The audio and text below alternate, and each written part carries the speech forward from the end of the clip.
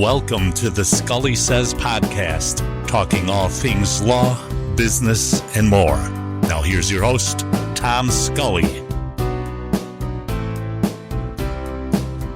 This is supposed to be a professional type of, and here we're, oh my God, this is so embarrassing. I don't know if I'll be able to recover from it, but as long as we're talking about embarrassing things, there is this thing in the region. You know, I come from the region. You know that, sir. I come from the region. Well, they have a lot of these hokey, kind of crazy things they do in the region.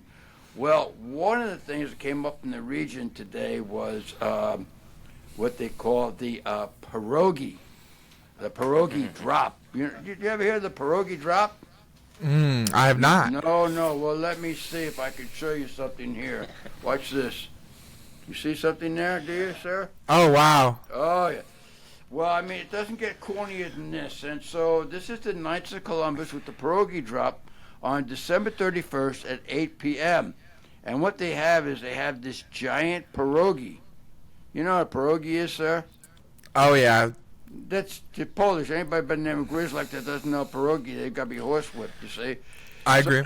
There you go. So there's that pierogi. It's a giant pierogi, and it drops, you see. It's like for New Year's Eve, you see. And so it's the third year in a row it's been given an award because it's very innovative, don't you see?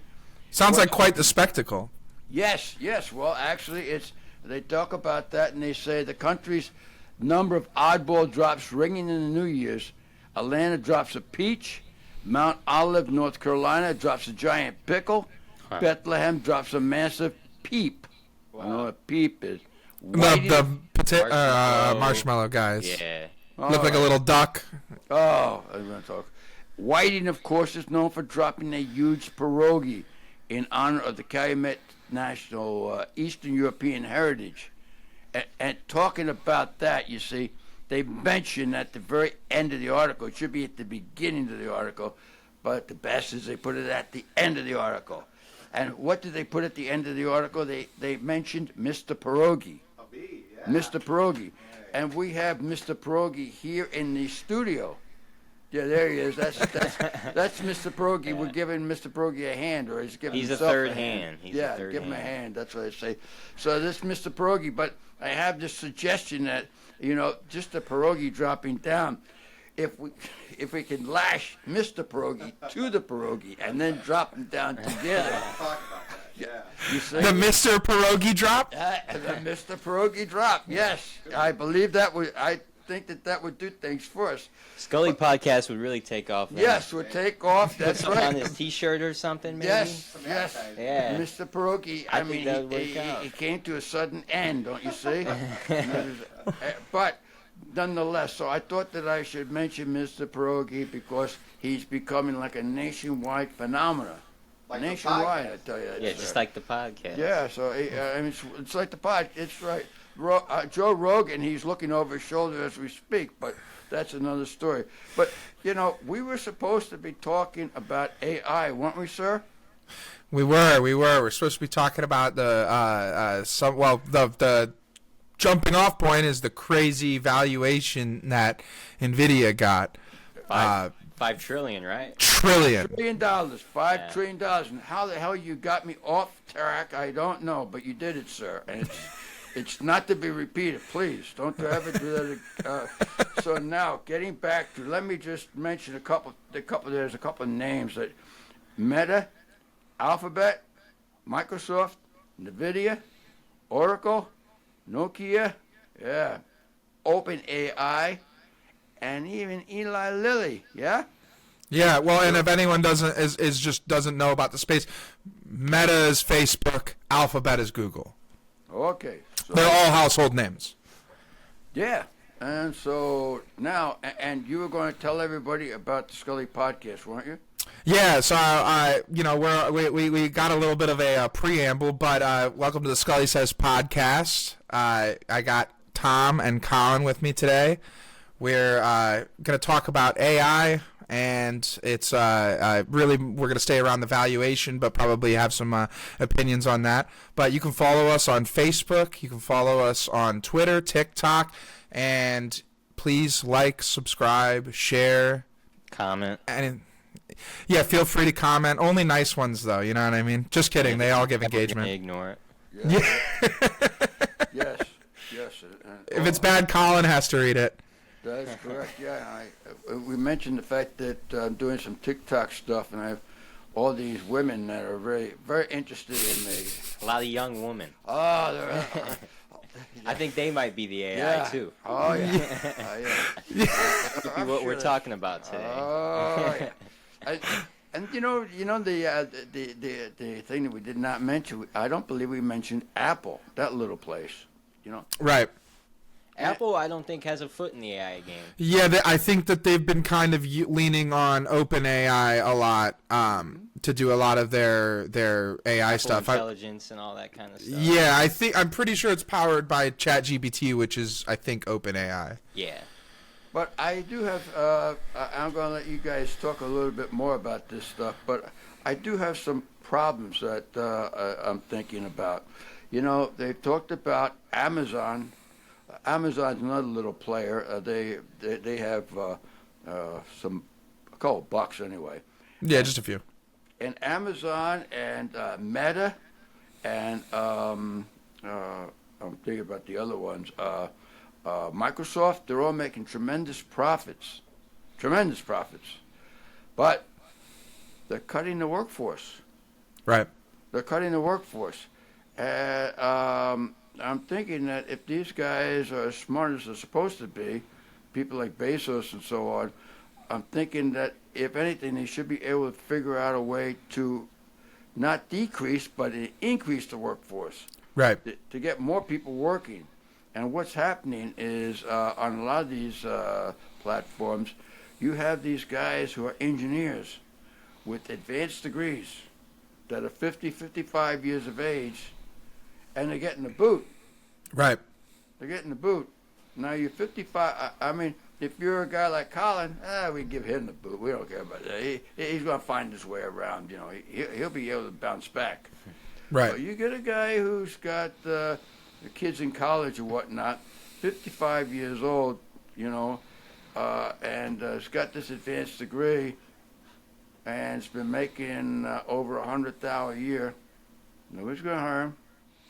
Well, and it kind of reaches an intersection too for that individual, right? When you're 55, 60, whatever, and you're probably at one point in time were extremely gifted in this technology field, but now it's starting to pass you by because of how quickly it ramps it up, and you don't have even the ability to slot back into a position that like existed for someone of your knowledge, you know, because it doesn't exist anymore. I think this is the first time that these tech companies have ever boomed and cut workforce. I think it may be the first time in any industry ever where a company's valuation has grown like that and the workforce has dwindled. Yeah. I never even thought about that. Yeah, like what did they do? Yeah.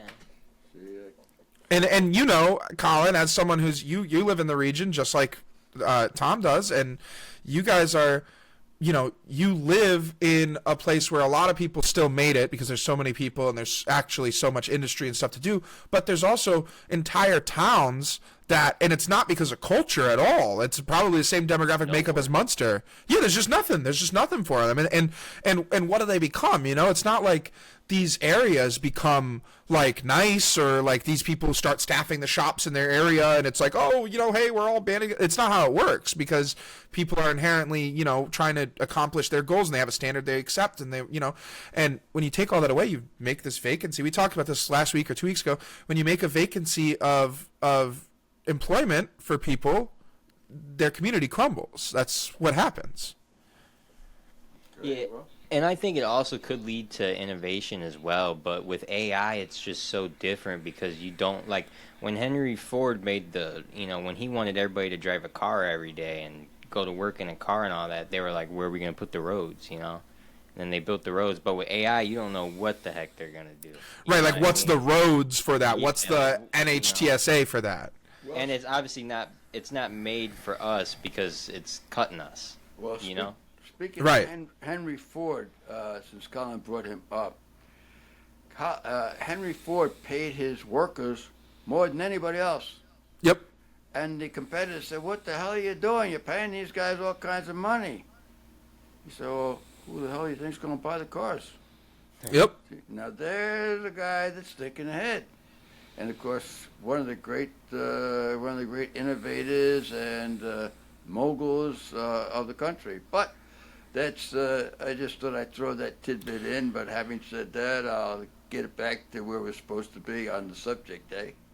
Yeah. Well, and so initially we're talking about is that $5 trillion valuation, and there's obviously you have to touch base on the people who are affected by it. You have to touch base on the ability for the technology to grow, because it is going to be helpful for us as individuals who aren't in the space. It's helpful for creatives. It's even helpful at my pizza shop. You know what I mean? It's good for aggregating menu, whatever. It's good. It's good tools, and the better they get, it behooves us for them to be better. The problem is, this company is now reaching $5 trillion in value. That's a country's value. You know what I mean? Like, it's like a value of an entire country. And I get it. NVIDIA made, I think it was like something like 200 millionaires when they went public, and he gave like a lot of that went to the people who work there, which is really cool. I don't think he's necessarily a bad guy. That was only a few years ago too, right? Yeah, that was I think five years ago, maybe not even. Are you talking about Mr. Wang? Yeah, Mr. Jensen. Yep. Yeah. And that was he's a cool guy, and that was a right way to do it. He started off as a busboy for I think like 3 or 4 years before he got into technology. Yeah, he's like a real, like, I don't know if it's necessarily rags to riches, but essentially, yeah, he started from the bottom of the workforce and now is, way up there. But my thing is as it's accelerating towards this, like, government level of market valuation that it has, where does that go back to a community, though? Like, where does that lead back to, like, whether it be in America or whether it be in in Asia or wherever they want to have their work? Where do you translate now you don't need as much workers to do this part of the job? Well, where do you translate that into something that does provide for your community? How do you allow that to happen? Like, if you're UPS, right, and UPS did away with the vans, of course they're going to have to get rid of some people, right, the drivers for the vans, but a company like that is going to try and figure out a place for you to go. They're going to try and find a placement for you within the system somewhere. And I just chose them as an example because whatever. But and when you I don't know if have they're doing that. $5 trillion, people losing their job isn't the biggest deal to you. Right. I think government contracts are more important at that point. Well, right. You're absolutely right. You're going to say something, Pops? No, it's just a lot of times what they've indicated is that some of these places, they go into these areas that are less developed, and they set up these huge projects, and they tend to be isolated, and they tend to be in places that really are not contributing to the basic society. I'm thinking about places like the cities. The cities tend to be crumbling right now. Yep.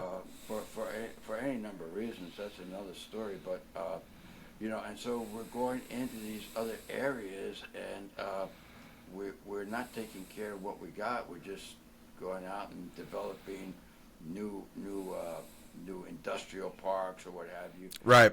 And I just don't. Well, and like, so for where I live, I know for you guys have a couple automotive plants like in the area, a couple actives, and I think like I can think of maybe one, but it's a steel plant that's dead now. There's a Ford plant that's in Whiting that's not there anymore, or was there.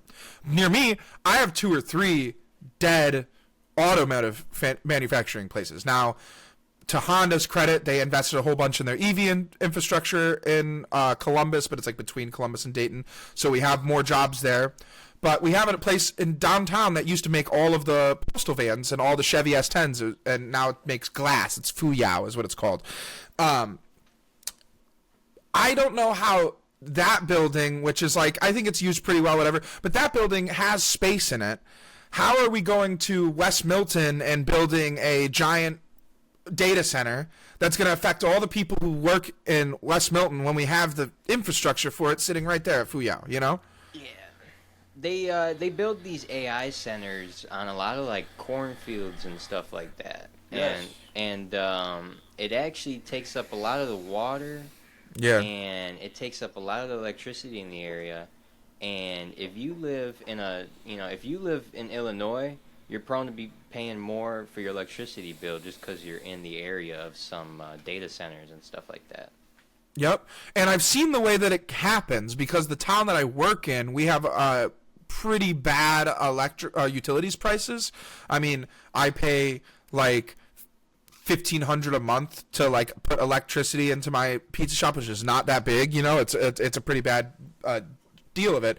But the way that happens is then, you know, there's companies that want to build data centers right near my business, and then they go and they say they're going to subsidize power for this amount for that. But my thing is like, and luckily my area, they don't trust that, you know, and they don't want anyone to like breach into their community, so they're not going to allow it.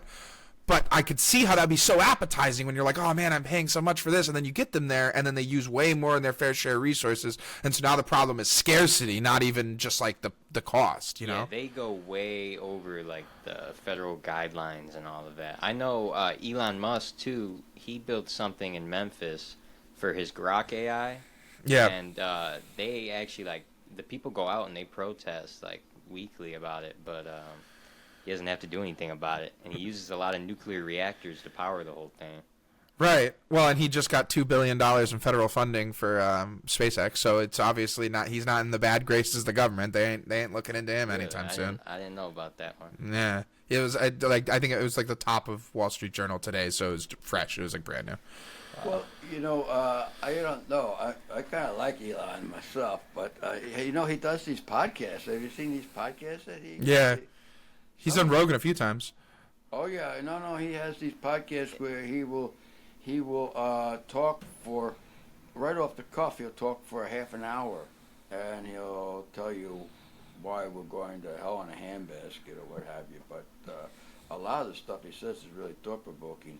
But I take it that much of your information came from the Wall Street Journal. Is that about right, sir? Yeah, most of everything that I read came from the Wall Street Journal. I don't know how to pronounce it. I'm gonna butcher it. I think it's Reuters, but I always read it. Yeah, it's Reuters. Okay. Yep. Reuters did an article on it too. But the best article that I was reading on it was the Wall Street Journal one, which, by the way, I paid for the Wall Street Journal, and it's like doesn't let me into some stuff, so I don't know how that works. But anyways, so but I read it. The better article was the Wall Street Journal one, I think. Reuters is a little bit more bland per se. Well, I was just reading on the business and finances. Alphabet revenue soars to record. Then it says Microsoft sales see rise from cloud AI services, and then also indicates that even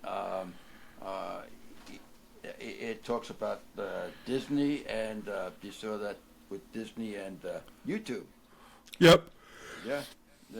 It almost just feels like America's for sale right now, and all these companies are like just bringing up their value because like they're all getting ready to.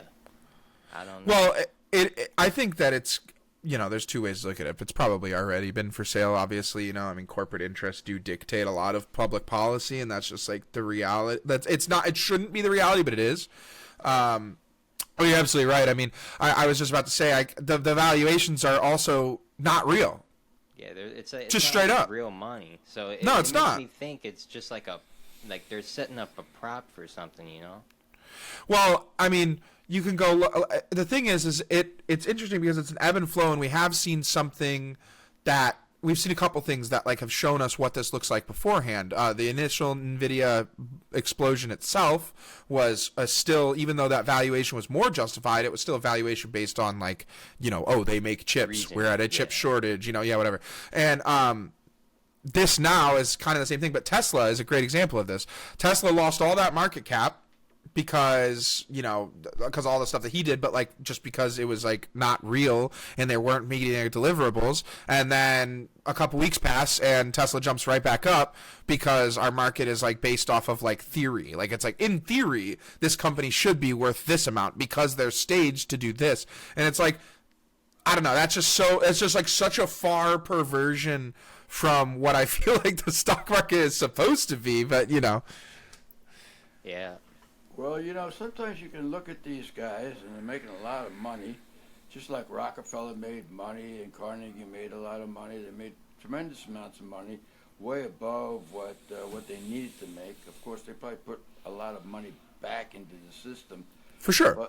But I think one of the things that I'm looking at is how is the country doing? Well, have you noticed that a lot of people trying to come in here? Right. A lot of people trying to come in. I have not seen too many people here trying to say, well, I've got to get myself down to Venezuela. I haven't seen that trend, going on there. If only I could make it to Colombia, I think I'd be able to do better.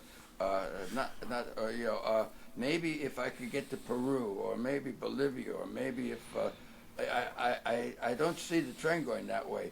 So whatever we're doing, something is attracting people. So well, I think that it's a two-part thing. I think you're absolutely right. I mean, the bottom line is, yeah, people are not defecting from America, even when the president they don't like is in, even when the policies they don't like. I know people aren't defecting from America because it's a pretty solid place to get your living in.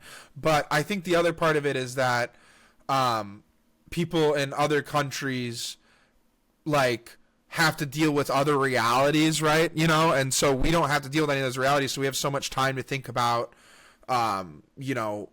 optimizing what we already have. And I think that's where a lot of that difference comes from, is some people want to optimize. Some people are like, well, it's good enough. And I don't think that anyone necessarily thinks it's straight up good enough. Everyone has something they think America could do better. But I think when we're talking about people coming from other countries, they see the optimal view of it. They see the, whatever their country lacks and we have in spades. That's what they come for, not necessarily for the more political nuances that all of us would be more privy to because we've been here for our whole lives, Yeah. So what do you have to say about so what AI? What's AI's limitations? I think we were talking about that a little bit earlier. Can you give us a little bit info on that? I want to let Colin go on the AI thing first, because he's probably got obviously you're not so young that you grew up with AI or something, but it's also much more probably integrated in your life than it is for mine, and then even definitely more than Poppy for sure.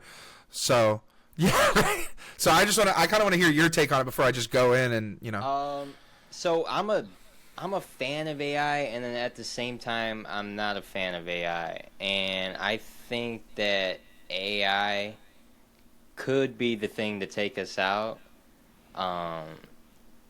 just because AI basically removes the need to have a human.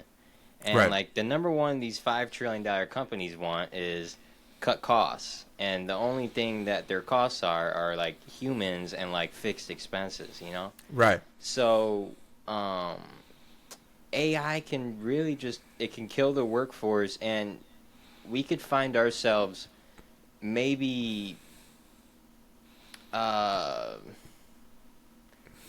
trying to do more, but you can't do it on Earth anymore because right. It's the AI, and AI kills creativity. And once you kill creativity, you can't really innovate anymore. So then right. What do you do when you reach that dead end?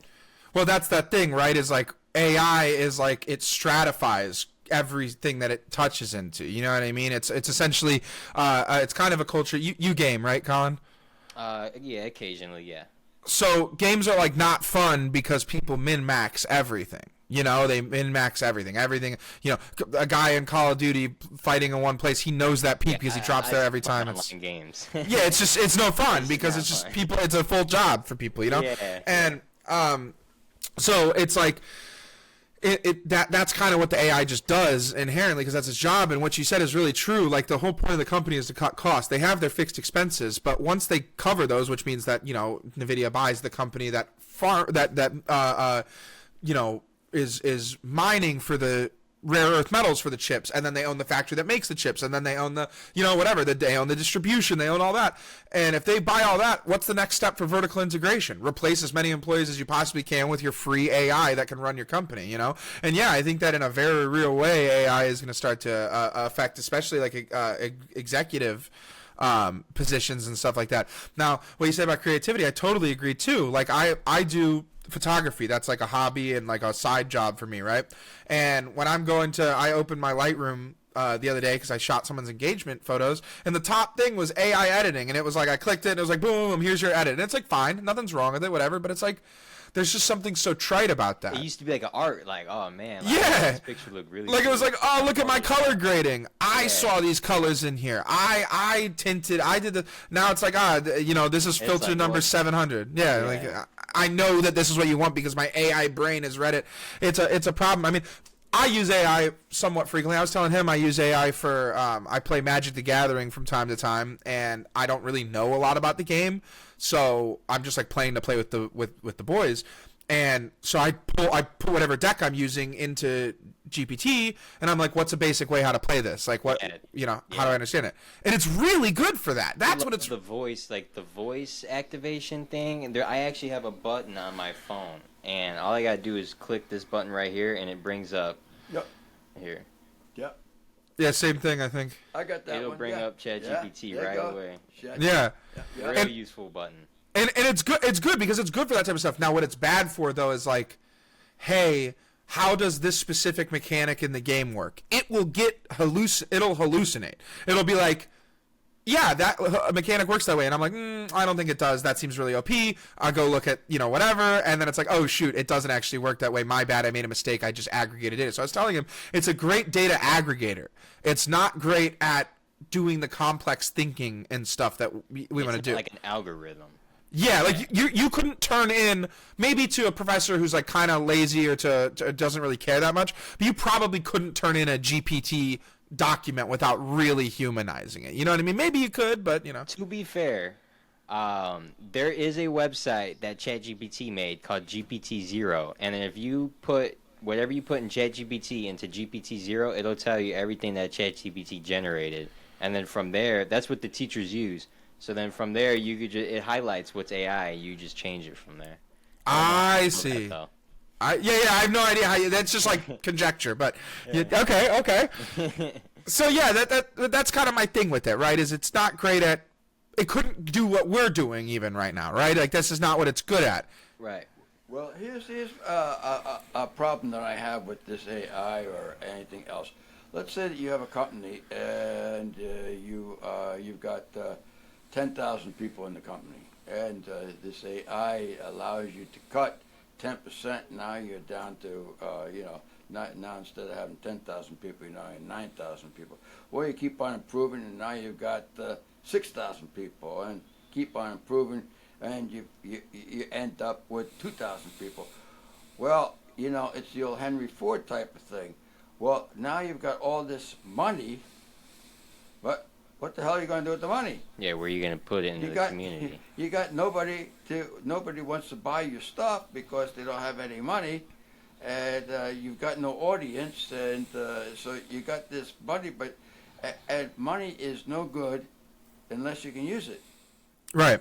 If you don't have, so you can have $1 billion if you have I mean that happened during a lot of these wars where the money just became devalued to such an extent. Yeah, Venezuela, like you mentioned earlier, that's exactly what happened. You'd be spending 1.8 billion bolivares on God knows what, like bread, Yeah, yes, yeah, and so and so I think what everybody's kind of concerned about is AI is fine in and of itself, but there's also the human element that's got to be considered, and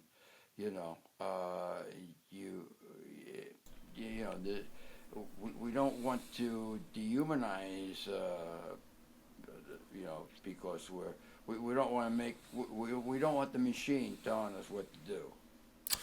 Well, right, and I think that the problem that's starting to arise is that past my age group, even in my age group, that drops the distrust of the machine has like dropped quite significantly. You know what I mean? I mean, even I'm letting the car drive me. Could you guys would have trepidation? Maybe not you, Colin, but I know Poppy would have trepidation doing that, and I know that even my dad is like, has like, oh God, I don't know why you do that. I have friends who are like, oh God, you let the car. And to me, I'm like, have enough trust in the system that I'm like, well, yeah, but there's like 20 fail safes plus me sitting at the wheel as well. Like, I'm not worried about it.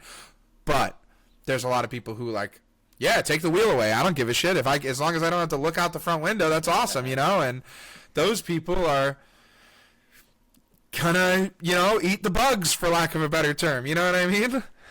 Yeah, and another thing AI could do is like it could drive out the middle class, and if it's gonna kill the human spirit, it's gonna kill the middle class as well. And it could just be a world where it's these really expensive companies powered by AI, and then they just use artificial everything. They give us artificial, what if the whole internet is AI one day? You know what I mean? And then, that could be very scary. And the most terrifying thing of all of this is, the post 9/11 climate of, like since the Patriot Act and everything like that, of data information security and all that, it goes right out the window. And all of that. Yeah, that goes right out the window. Any idea of you having secrecy on the internet or you having secrecy with any of your data or anything, that goes out the window immediately as soon as one of those agencies has an AI that can just comb through 100 million things per microsecond. You know what I mean? Right. It just is over right then and there. And the problem on my end, and I hate to sound like a crazy conspiracy theorist, but it's like this shit is becoming realer and realer as time goes on. How long before that's a social credit system where it has specific words or specific phrases or specific whatever that you're talking about, and you're dinged or you have a ticket at your door, or you have the police at your door before you've even really gotten through the sentence or the point that you're making. You know what I mean? Like how long before that's the case? How long before it data scrapes my phone and it says, well, your reels, the reels that you like, because the algorithm already knows what reels I like, so it's just somehow knows what I want to consume. It's like, oh, the reels you like are bad. That's wrong. Think now you're done. And how long for that? How long? I don't think too long, because the UK is already rolling out digital IDs, and the people, millions of them, protested against it, but it didn't seem to do anything. And now everybody is going to have their ID on them 24/7 digitally. Yep. And that's see, this is the thing. It's like that when that was sold to me when I was going into college or when I was in high school, the idea of a digital ID, the idea on my phone, like double tapping. And you're like, oh, that's like a dystopia. Well, like this, right? This was not a thing when I was in high school. There was no playing. I remember the iPhone that came out when I was in high school was the 5, so it's not like it's ancient history, but you were not Apple paying with the iPhone 5. And I thought, oh my God, it'd be so smart to have my ID on there, because then I don't have to. I can only carry one thing on me. It's convenience, right? But that convenience is exactly what you said. Like, now you have to have your ID on you at all times. A cop doesn't even really have to ask you for your ID, because eventually it goes to, he can walk up to you and just kind of like, his device. Plate. Yeah, exactly. And it's like, oh, I got everything. Yeah, exactly. It's a problem. You want those real world stopgaps. You want to have to hand the cop your license. You want to have, like, those things seem inconvenient, but like the more and more of the power you use. Yeah, because you're just ceding more and more control to the government, which is not good. And no matter which side of the aisle you sit on, it's not good, Yeah. And I know our founding fathers didn't predict AI, but do you think that they kind of knew that our capitalist country would eventually start turning this way? I think some of them did. Poppy is definitely going to be more educated on their specific stuff being a lawyer, but like I think some of them knew that liberty was like a temporary thing to a degree. They knew what they were all doing, because they're all part of like the same like society, right? So they all like were going, when they were writing the Constitution, they all like had the same mindset. Yeah, because I think. Well, there were some different people writing the Constitution. I've always said this, that the dumbest guy that did the Constitution, the dumbest guy, the guy that was, that they put him in the back of the room, if he was running today, he would be the smartest guy. He'd be the smartest guy bar none. Yes. So we don't have any Benjamin Franklin, Thomas Jeffersons, or we No. don't have Alex. Well, they're certainly not committing their life to public service. Yeah, they're not our president. Yeah. And so that's so. I think that what they saw was human nature, and the one who saw it, really, the guy. They have this the show out with Hamilton. Yeah, the thing with Hamilton. Yeah. He talked about having the dog in the fight, and that was one of his big things. And here, this is something that that kind of bothers me. You can have a guy that has an AI that owns this big company. He has a tremendous amount of influence. Okay, but you have the opposite problem as well. You got this guy that has 100 employees, say, right? And all these 100 employees, they depend on him. He's the guy. Without him, there's not 100 employees. All right? He goes into the voting booth. He votes. One guy on the other side, one of his 100 people, cancels his vote out. Now, there's still 99 votes out there that have absolutely no dog in the fight, contribute nothing. They're going to determine what's going to happen to this one guy who they all depend on. You see? Right. Now, this gets us someplace else, but this is Mandami. This is the whole problem right now. Yeah, you got the guy, you got the 99 people. You're going to give you Mandami, and you got the one guy. Well, in this case, it's going to be hundreds of people. They're fleeing for the hinterlands or wherever the hell they're going, but they're getting out of town, and so when they get out of town, the people that are dependent on them are going to be, they're going to be up the creek. Well, and that's pretty common of like just the way things have been going, right? Like, I mean, that's the same thing in California. Everyone in California flees, and they're going to Arizona, and they're going to Texas, and they're going whatever. Texas flips blue, and now Austin, and people are moving out of Austin. They don't want to be in Austin anymore. Now they're going to Nashville. It's just... Yeah, a lot of people started moving out of Texas recently, too. Yeah, and it's because right before COVID, and especially during I was COVID... gonna say, 2020 was that time when everyone was going to Texas. Yeah, they just all filled it, and it's like, yeah, like, don't get me wrong, I mean... I understand having differences in policy and stuff like that, but you can't go to a town that, cut its teeth basically being like a farm town, a large farm town, and impart this super urbanized perspective onto them and expect it to work well. There's going to be a clash of culture. And actually, one of my history teachers would say all the time, what's the reasoning for the Civil War? And everyone's like, oh, well, it was because of slavery. Oh, it was because of this. He's like, no, it's clash of culture. That's what it was. It was clash of culture. And that's what you're seeing now, is you're seeing, not on a much less deadly level, but you're seeing these clashes of two different ideologies. There's people who, this might be crazy, but there's people who've allowed the world to beat them to the point where they're like, yeah, like, I will live in my rental forever, and I will do this, and this is who I will be, and I'll basically be a subject to the powers that be. And then there's people who still, whether it's a delusion or not, believe that they can live the American dream. They're going to get the house, the wife, the whatever, have ownership, travel, blah, blah, blah.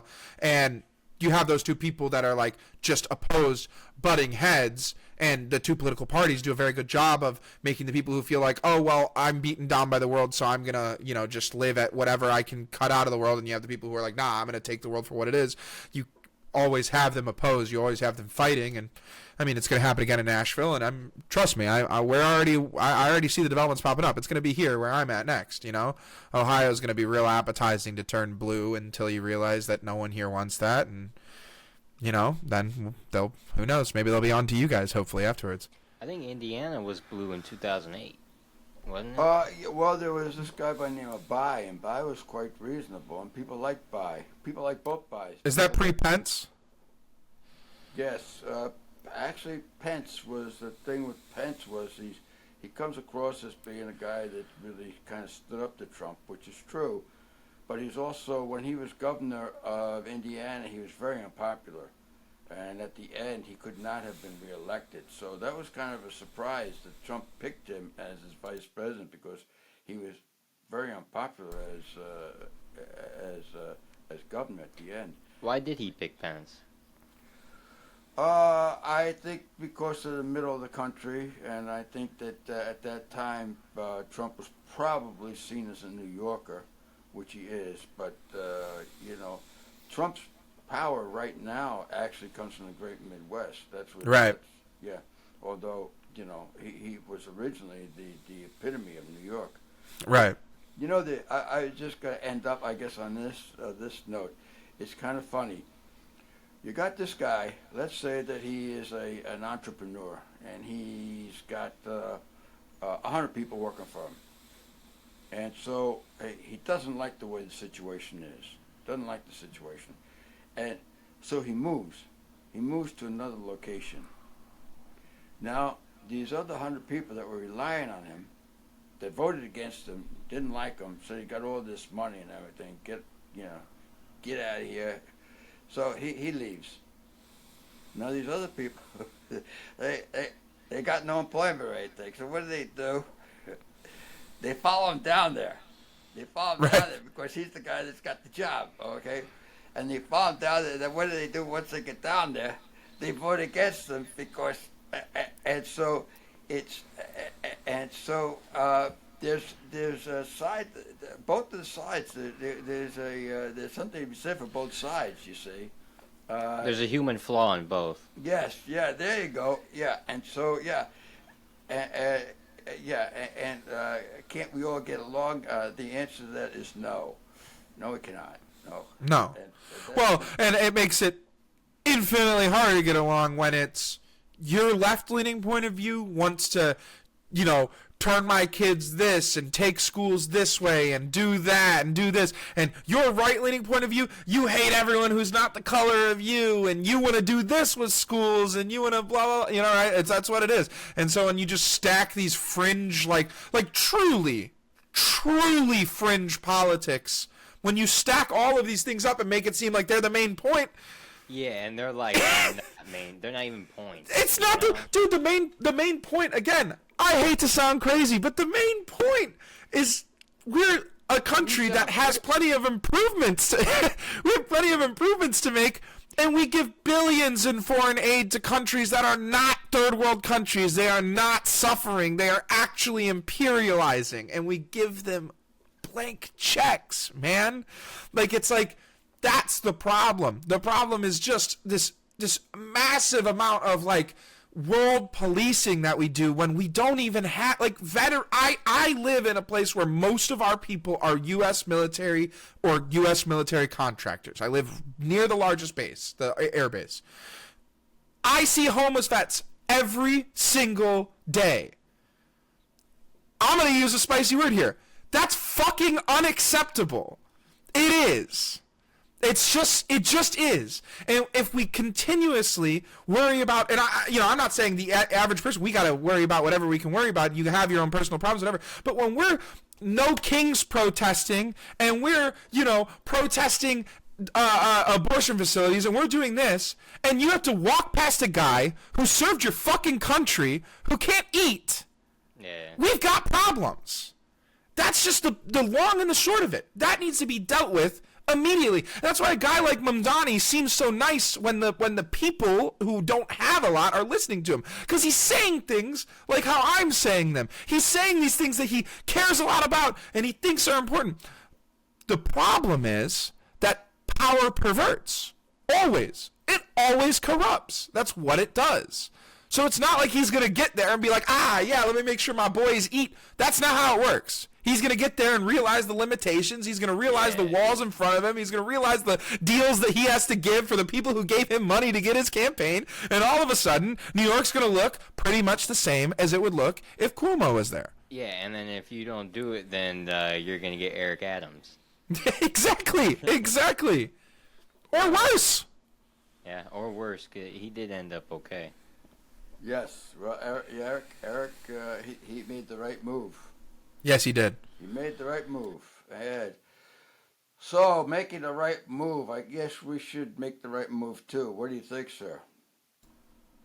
I think so. I mean, I think the bottom line with any political discussion or really any discussion about anything is like you have to try and find some common ground. You have to try and find something to go off of. And all of us are going to agree on a lot of stuff because we have similar demographics that we come from and similar value systems. But I think like even you, Colin, you brought up a great point. Like if the Founding Fathers, not just about AI, but if the Founding Fathers looked at what America was today, could they have predicted it? When I say no, I mean because it's beyond their wildest dreams of how it ended up. I mean, those guys today would be kings, essentially. You know, they would be royalty, essentially. And I don't think that all of them wanted that, but they had like a power of knowledge that has not really been replicated in another government.